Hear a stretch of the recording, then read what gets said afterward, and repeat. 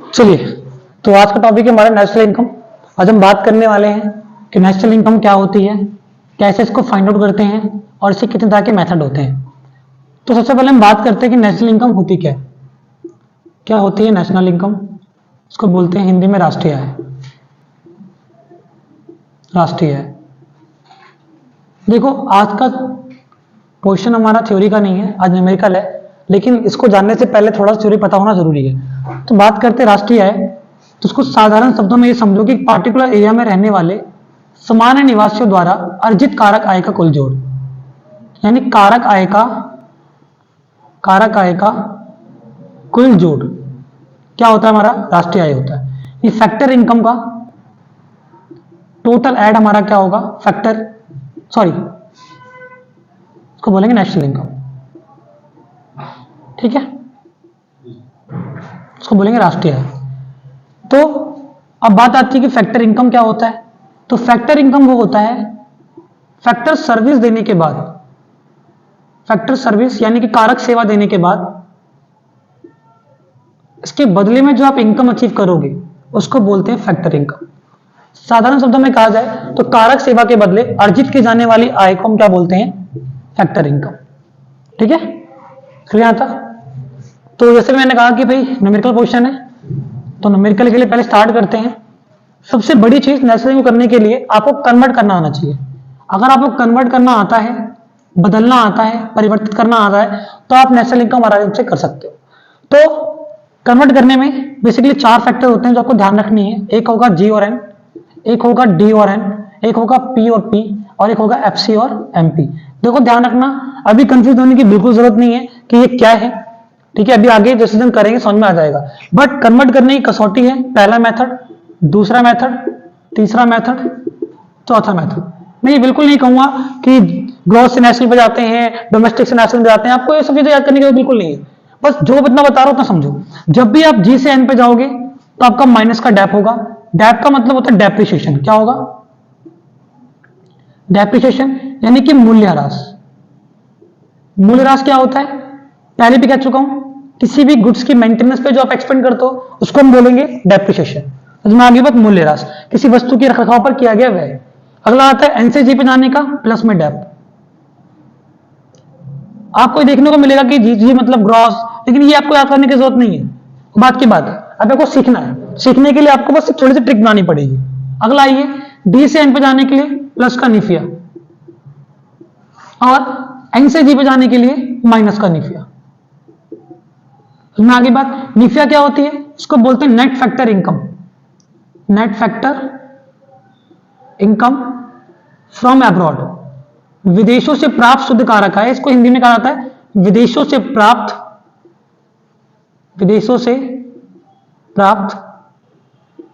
शुद्ध कारक आय। समझ में आगे बात, कंफ्यूज होने की बिल्कुल जरूरत नहीं है। अभी हम कन्वर्ट करेंगे तो आपको सब समझ में आ जाएगा, जी का मतलब क्या होता है, एन का मतलब क्या होता है, डी का मतलब क्या होता है, एन का मतलब क्या होता है। समझ में आगे बात। अगला, अब क्वेश्चन ये आता है कि जब आप कोशिश करोगे तो कभी कभी आपको निफिया नहीं दिया होगा, यानी नेट इनकम आपको नहीं दी होगी। तो नेट इनकम निकालने का फॉर्मूला क्या होता है, उसका फॉर्मूला होता है फ्रॉम -2। क्या होगा, फ्रॉम -2। आप कहोगे भैया फ्रॉम -2 क्या होता है, से माइनस को क्या होता है। तो से मतलब विदेशों से कितना पैसा आया है और हमने विदेशों कितना पैसा दिया है, इनके बीच का जो डिफरेंस होगा वो हमारा क्या होगा, निफिया होगा, ठीक है। तो income from abroad, income from abroad minus income to abroad, क्योंकि जिस तरीके से फॉरेन कंपनी यहां पर काम कर रही है उस तरीके से हमारी कंपनी भी वहां काम कर रही होगी, तो इन दोनों के डिफरेंस को हम क्या बोलेंगे, निफिया बोलेंगे। फॉर एग्जांपल लेते हैं, मान लो 2 कंट्री है, एक आपकी है ए कंट्री और एक आपकी है बी कंट्री। यहां से इसने इसको कितना दिया है, 4000 रुपए दिया है, और यहां से कितना रुपए आया है, मान लो 7000 रुपए आया है। उसमें आगे बात, अब मैंने कहा कि फ्रॉम -2 निफिया निकालने के लिए मान लो हम ए कंट्री में रहते हैं, तो ए कंट्री में बी से कितना आया है 7000, तो ये हमारा फ्रॉम हो गया। -2 हमने कितना भेजा है 4000, तो निफिया की वैल्यू मेरी क्या होगी 3000। ये ऐसे निकालेंगे निफिया। तो निफिया भी क्या होता है, कभी भी क्वेश्चन में डायरेक्टली निफिया दे रखा होगा और किसी किसी क्वेश्चन में नहीं दे रखा होगा, तो निकालने का एक तरीका है। समझ में आगे बात, आगे चलते हैं। यहां पे मैंने पीपी लिख तो जरूर दिया है, लेकिन ध्यान रखना कोई भी सेम डिजिट हो तो वहां पे क्या होगा, नो चेंज, वहां पे कोई भी चेंज नहीं होगा, नो चेंज, कोई चेंज नहीं होगा। समझ में आगे बात। अगला आता है एफसी। एफसी को बोलते हैं फैक्टर कॉस्ट। क्या बोलते हैं, फैक्टर कॉस्ट। इसको बोलते हैं हिंदी में कारक लागत। Just opposite MP. MP is your market price. क्या बोलते हैं इसको हम, मार्केट प्राइस, यानी कीमत, कह लो बाजार कीमत, बाजार कीमत। तो ये थोड़ा सा फैक्ट होता है, ठीक है। फैक्टर कॉस्ट आपको पता ही है कि एक होती है हमारी कॉस्ट और एक होती है हमारी मार्केट प्राइस। कॉस्ट मतलब किसी भी चीज को बनाने पर जो हमारी लागत आती है उसको हम कॉस्ट बोलते हैं, और जिस प्राइस पर मार्केट में बेचेंगे वो हमारा मार्केट प्राइस होगा। फॉर एग्जाम्पल मान लो मैं एक पेंसिल बनाता हूं, पेंसिल बनाने में 10 रुपए की लागत आती है, इसमें आपके सारे कॉस्ट इंक्लूड है, बाद में जाकर मैं इसको मार्केट में बेचता हूं 15 रुपए का, तो ये तो मेरा होगा कॉस्ट, ये मेरी होगी मार्केट प्राइस। तो कुछ ऐसा ही सीन है। समझना आगे बात। तो बेसिकली ये 4 फैक्टर हैं, ये बहुत इंपॉर्टेंट, बहुत क्रूशियल पॉइंट है, ठीक है। तो अब देखो, जब भी हम एफसी से एमपी पे जाएंगे तो हमारा होगा प्लस का एनआईटी। क्या होगा, प्लस का एनआईटी, और एमपी से एफसी जाएंगे तो माइनस का एनआईटी। अब ये क्यों होता है ये समझो। कोई भी कॉस्ट जब हम बनाते हैं तो उसमें टैक्स इंक्लूड नहीं रहता। टैक्स क्यों इंक्लूड नहीं रहेगा, क्योंकि हमने मार्केट में ले ही नहीं गए, साधारण शब्दों में। अब जब मैं मार्केट में जाके बेचूंगा उसमें टैक्स भी तो इंक्लूड होगा, तो इसको बोलते हैं एनआईटी। एनआईटी का मतलब होता है नेट इनडायरेक्ट टैक्स। क्या होगा, नेट इनडायरेक्ट टैक्स। अब इसमें भी एक फंडा है, इसको हिंदी बोलते हैं शुद्ध अप्रत्यक्ष कर, शुद्ध अप्रत्यक्ष कर। इसमें भी एक फंडा है। इसे फंडा क्या है कि भाई कभी कभी एनआईटी नहीं दिया होगा, क्वेश्चन में आप एनआईटी ढूंढते जाओगे, एनआईटी नहीं मिलेगा, तब कैसे निकालेंगे भैया। तो एनआईटी निकालने का फॉर्मूला आपका होता है indirect tax minus subsidies. Hindi में इसको बोलेंगे अप्रत्यक्ष कर माइनस में आर्थिक सहायता। ये आपका फैक्टर है, ठीक है। तो ये बेसिकली 4 चीज आपको याद रखनी है कि कब किस पे जाना है और क्या चीजें होती है, इससे आपका नेशनल इनकम क्लियर है। क्योंकि जो मेन प्रॉब्लम आती है कन्वर्ट करने में आती है, कन्वर्ट करना आप यही सीख सकते हैं। तो मैं आगे बात, तो आगे चलते हैं, देखते हैं कि जितना हमने किया है उससे कुछ चीजें हैं कि नहीं है। चलिए, तो यहां पर बेसिकली जो मैं लिखा रहा हूं पहले वो लिख लो। एक होता है आपका एनडीपी, उसको बोलते हैं नेट डोमेस्टिक प्रोडक्ट,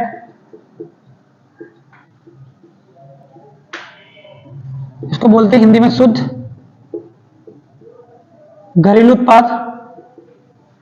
अगला होगा जीडीपी, इसको बोलेंगे ग्रॉस डोमेस्टिक प्रोडक्ट, इसको बोलते सकल घरेलू उत्पाद।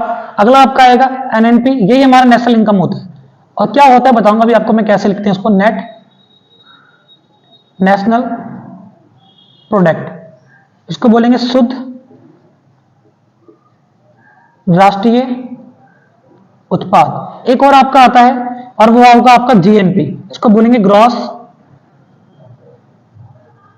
नेशनल प्रोडक्ट, यानी कि सकल राष्ट्रीय उत्पाद।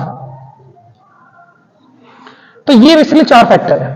अब इसमें आप एफसी लगा दो या एमपी लगा दो, क्योंकि फैक्टर कॉस्ट पे होगा, मार्केट प्राइस पे होगा, फैक्टर कॉस्ट पे होगा तो मार्केट प्राइस पे होगा। इस तरीके से 4 यानी 8 फॉर्म हो जाते हैं, एफसी और एमपी। इस तरीके से 8 फॉर्म हो गए। तो मैं आगे बात, आगे चलते हैं। अब देखिए आगे मैंने बताया नेशनल इनकम, तो एक आपका एनएनपी एफसी, इसी को बोलते हैं नेशनल इनकम। क्या बोलते हैं, नेशनल इनकम। ये आपको ध्यान रखना है और इसी के बेस पे क्वेश्चंस होंगे।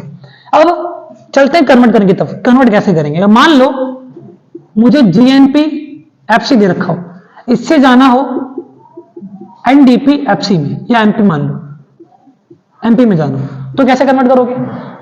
तो कुछ नहीं करना, हमें इससे इस पे जाना है तो इस वाले को डायरेक्टली पहले यहां उतार लो, एनडीपी एमपी, इक्वल टू का साइन लगा दो और यहां पर कर दो जीएनपी एफसी। अब राइट टू लेफ्ट जाओ, जी से एन पे जाने के लिए क्या था बताया था मैंने आपको, माइनस का डैप, एन से जी डी पे जाने के लिए क्या था, माइनस का नीफिया, और पी से पी कुछ नहीं होगा, एफ से एमपी पे जाओगे तो प्लस का एनआईटी होगा। हो गया आपका कन्वर्ट।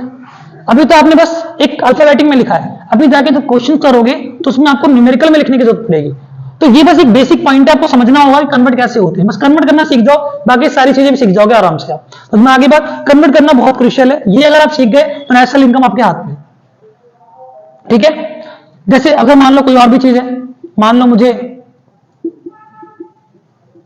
एनएनपी एमपी कन्वर्ट करना हो, जीएनपी ले लो, कुछ भी ले लो, जीएनपी एफसी ले लो, तो कैसे कन्वर्ट करोगे? तो देखो यहाँ पे एरो है, इससे इसमें जाना है, सिंपल सी बात, इसको पहले आप यहां लिख लो, इसको कर लो जीएनपी एफसी, इसके जगह इक्वल टू लगा दो, यहाँ पे ले आओ एनएनपी एमपी, राइट लेफ्ट जाओ, एन से जी पे जाओगे तो क्या होगा?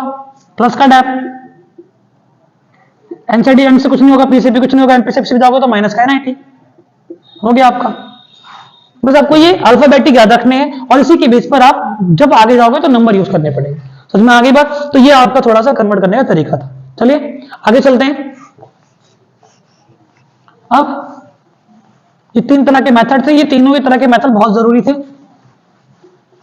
चलिए अब समझते हैं नेशनल इनकम को फाइंड आउट करने के कितने तरीके होते हैं। तो नेशनल इनकम को फाइंड आउट करने के बेसिकली 3 मेथड होते हैं। पहला मेथड होगा यानी लो प्रोडक्शन मेथड, इसको बोलते हैं उत्पादन विधि। दूसरा आपका होगा इनकम मेथड, इसको बोलेंगे आय विधि। अगला आएगा थर्ड, इसको बोलेंगे एक्सपेंडिचर मेथड।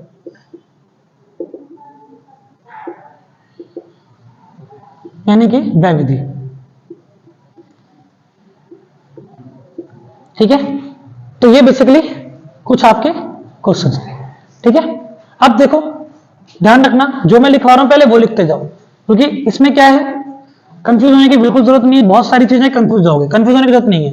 देखो प्रोडक्शन मेथड में जो भी कंपोनेंट दिए होंगे, अभी स्टार्ट कराऊंगा कंपोनेंट लिखवाऊंगा, उन सभी कंपोनेंट को ऐड करने पर इसमें आप निकलोगे जीडीपी एमपी पे। किसमें निकलोगे? जीडीपी एमपी पे। इनकम मेथड में इसमें आप निकलोगे एनडीपी एफसी पे। किसमें निकलोगे? जितने भी कंपोनेंट दिए होंगे उनको जोड़ने पर। मैं अभी आंसर नहीं करने जा रहा हूं ना क्वेश्चन करने जा रहा हूं, बस समझा रहा हूं। अभी कुछ कंपोनेंट्स आएंगे, वो कंपोनेंट जब आप ऐड करोगे तो आप कहां निकलोगे? एनडीपी एफसी पे निकलोगे। इसमें कहां निकलोगे आप? जीडीपी एमपी में निकलोगे। समझ में आगे बात? बस अभी आप सिर्फ इतना लिखो जो कंपोनेंट्स आएंगे। ठीक है, तो पहले में स्टार्ट करेंगे इनकम मेथड, बहुत इजी है, ताकि आपको आराम समझ में आ जाए। कहीं आपको प्रोडक्शन तक करा दूं या ये करा दूं, फिर आप कहोगे भैया बहुत कॉम्प्लिकेटेड हो गया, ये नहीं समझ में आ रहा। सबसे पहले में इनकम मेथड करेंगे, इससे क्या होगा, एक आपका डर खुल जाएगा, आप क्वेश्चन करने लग जाओगे तो आपको समझ में आने लग जाएगा।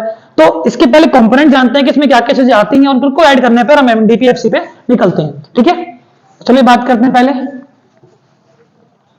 Income method.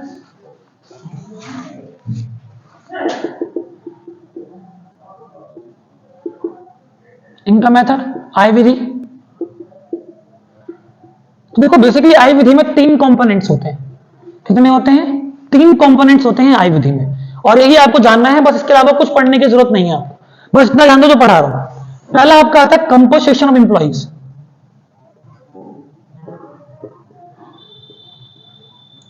Composition of employees, इसको बोलते हैं हिंदी में कर्मचारियों का परिश्रमिक। कर्मचारियों का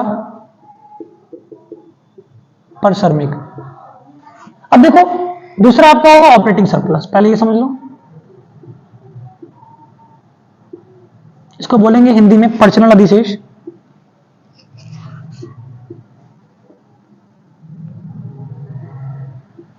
अगला ये, अगला आपका होगा मिक्स्ड इनकम, यानी कि इसको बोलते हैं हिंदी में मिश्रित आय। यहीं पे लिख लो मिश्रित आय। तो बेसिकली आपके ये फैक्टर हो गए 3 तरह के। ठीक है, अब इनके अंदर भी चीजें आती हैं, ये कंपोनेंट्स है ना इनकम मेथड के, आपको इन्हीं पे खेलना है पूरा, और यही आगे क्वेश्चन में आएंगे बस, और आपको कुछ करने की जरूरत नहीं है। अभी ये क्वेश्चन करके दिखाऊंगा मैं आपको, डोंट वरी। ठीक है, चलिए अब कंपोजिशन एम्प्लॉइज का मतलब क्या होता है? कंपोजिशन का मतलब होता है मेहनताना। मैंने जो आया, मान लो कोई वर्कर आपके लिए कुछ काम कर रहा है, वो उसका मेहनताना आप किस किस रूप में पे आउट करोगे, तो उसके कुछ फैक्टर होते हैं, इसके अंदर ही पार्ट होते हैं। पहला पार्ट होगा आपका wages and salary, wages and salary यानी मजदूरी तथा वेतन, मजदूरी तथा वेतन।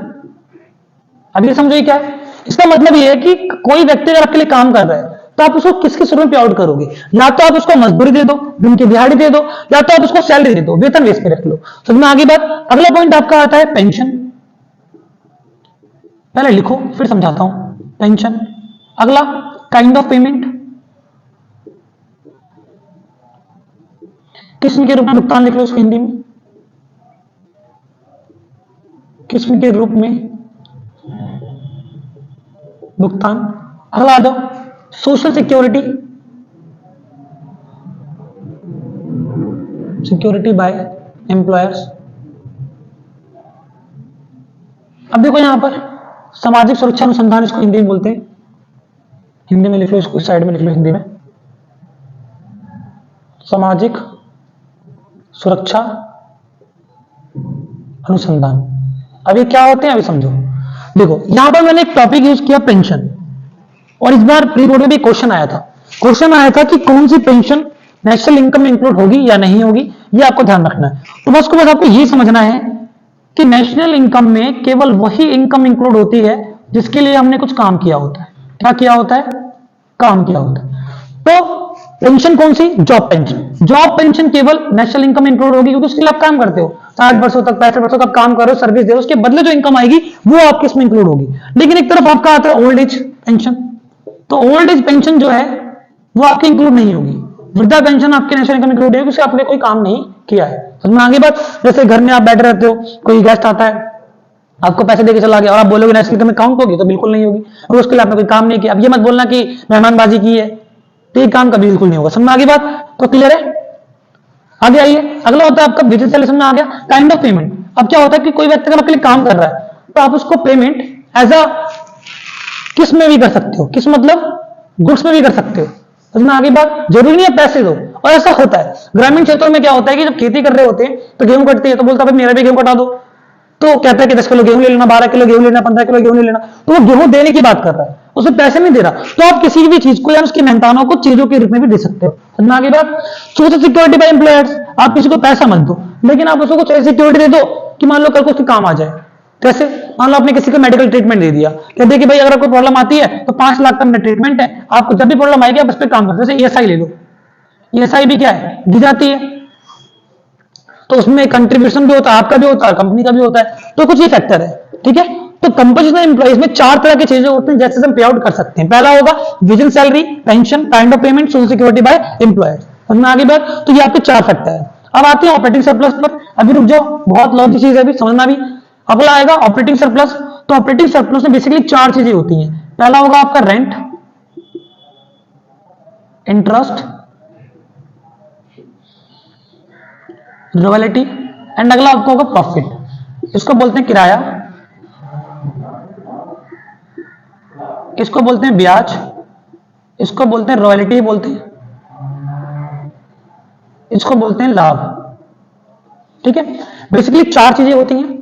अब इनके प्रकार होते हैं, जैसे प्रॉफिट 3 तरह का होता है, ध्यान रखना। पिछली बार बोर्ड में एक क्वेश्चन आया था 3 नंबर का, और बच्चे गलती करके आए। क्या गलती करके आए बताता हूं मैं अभी आपको। पहला होगा डिविडेंड, इसको बोलते हैं लाभांश। दूसरा होगा अनडिस्ट्रीब्यूटेड प्रॉफिट,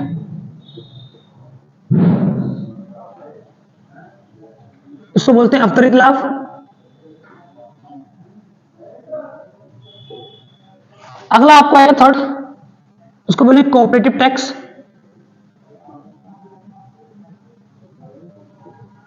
निगम कर। तो बेसिकली ये 3 फैक्टर हो गए। अब ये समझो कि ये सारे कंपोनेंट है, ध्यान रखना। अब देखो, मान लो कभी आपको कंपोजिशन क्वेश्चन में दिया हुआ है तो आपको ये चारों ऐड करने की जरूरत नहीं है, ध्यान रखना। अगर क्वेश्चन ऐसा करता है कि ये भी दिया है, ये चारों भी दिए हैं, तो आप डायरेक्टली कंपोजिशन एम्प्लॉइज ऐड करोगे क्योंकि ये चारों इसके ऑलरेडी पार्ट है। अगर ये ना दिया हो तो इनमें से कोई चीजें दी होंगी। अगर मान लो कंपोजिशन एम्प्लॉइज नहीं हो, बहुत से क्वेश्चन देखने को मिलेंगे जहां पर वेजेस सैलरी दे रखा है बस, तो आप केवल इसको काउंट करोगे। मैं आगे बात, ये नहीं दिया ऊपर वाला कंपोजिशन एम्प्लॉइज नहीं दिया, चारों ऐड करोगे, चारों नहीं दिए तो दिया होगा, तो चारों में से कोई एक दिया होगा। मैं आगे बात ध्यान रख। अगला आएगा ऑपरेटिंग सरप्लस। डायरेक्टली क्वेश्चन में ऑपरेटिंग सरप्लस दे रखा है तो आपको ये सब ऐड करने की बिल्कुल जरूरत नहीं है क्योंकि ये सब किसके पार्ट है? ऑपरेटिंग सरप्लस के पार्ट है। मैं आगे बात, किसी क्वेश्चन में अगर ऑपरेटिंग सरप्लस नहीं दिया हुआ है तो आपको ये सारे पार्ट दिए होंगे।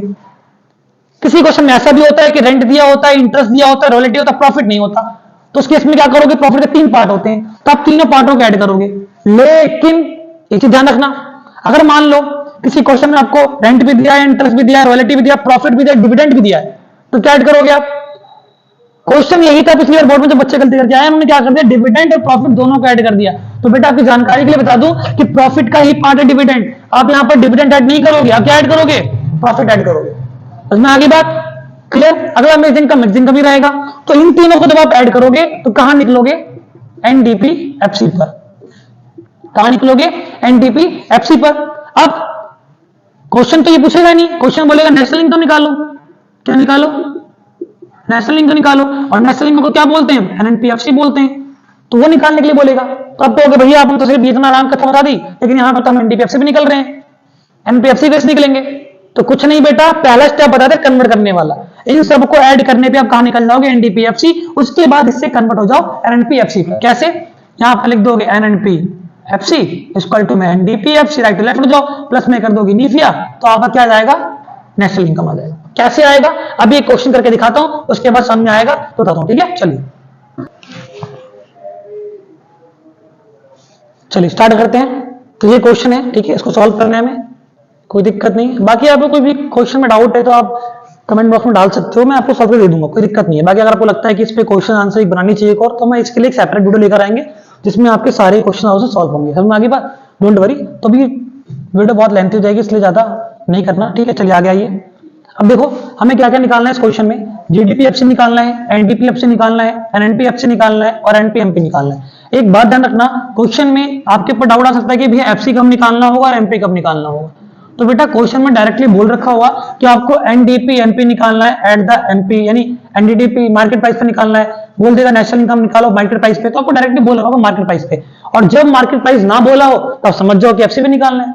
चलिए अब देखो, मैंने बताया था कि जो भी नेशनल इनकम में यानी कि इनकम मेथड में जो भी कंपोनेंट्स आते हैं उनको आप जब भी ऐड करोगे तो आप कहां निकलोगे, एनडीपी एफसी पे निकलोगे। तो सबसे पहले हमें यही निकालना पड़ेगा, क्या निकालना पड़ेगा, एनडीपी एफसी। अब देखो एनडीपीएफसी निकालने का शॉर्टकट ट्रिक आता हूं, यहां पर लिखना C plus O plus M. C for composition employees, कर्मचारियों का परिश्रमिक, ओ फॉर ऑपरेटिंग सरप्लस, परिचालन अधिशेष, एम फॉर आपका क्या होगा, नेक्स्ट इनकम। तो इसमें आगे मिश्रित है। तो अब देखो यहां पर सी फॉर कंपोजिशन एम्प्लॉइज कहां दे रखा है, यानी कर्मचारियों का परिश्रमिक, तो देखो कंपोजिशन एम्प्लॉइज कितने रखा है, 24,000 रुपए। कितना दे रखा है, 24,000।